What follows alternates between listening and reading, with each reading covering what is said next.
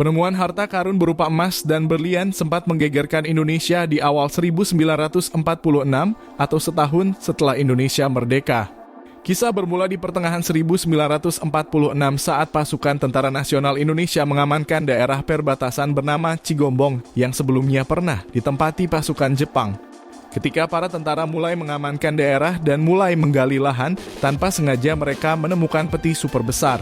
Peti itu kemudian diserahkan ke Komandan Brigade TNI, yaitu Letnan Kolonel Alex Avert Kawilarang. Kemudian tentara bersama rakyat berinisiatif untuk menggali-gali lahan di sekitar bekas lokasi Jepang muncul.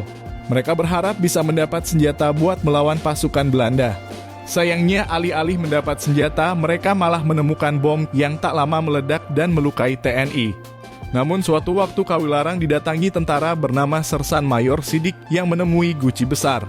Sang sersan rupanya tentara jujur. Dia langsung memberikan guci itu ke Kawilarang.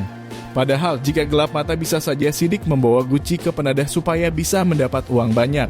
Saat guci itu berada di markas pasukan Kawilarang, beberapa orang tampak bernafsu kepada harta karun itu.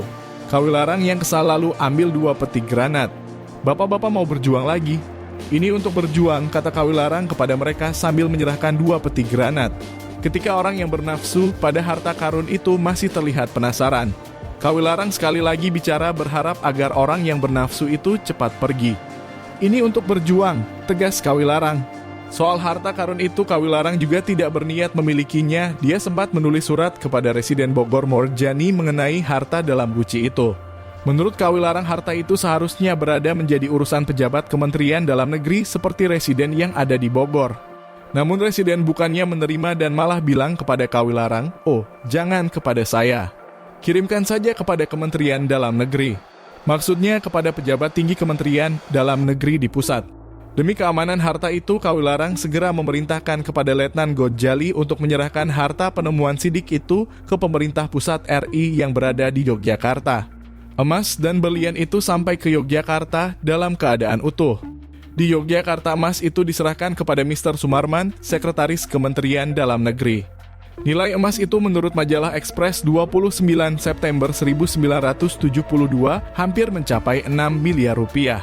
Detailnya, harta karun itu berupa 7 kg emas dan 4 kg berlian yang asalnya dari perkebunan Pondok Gede, Bogor. Berdasar laporan dari tim, harta karun itu lalu diserahkan kepada Bank Negara Indonesia BNI 46 di Yogyakarta yang kala itu dipimpin Margono Joyo Hadikusumo.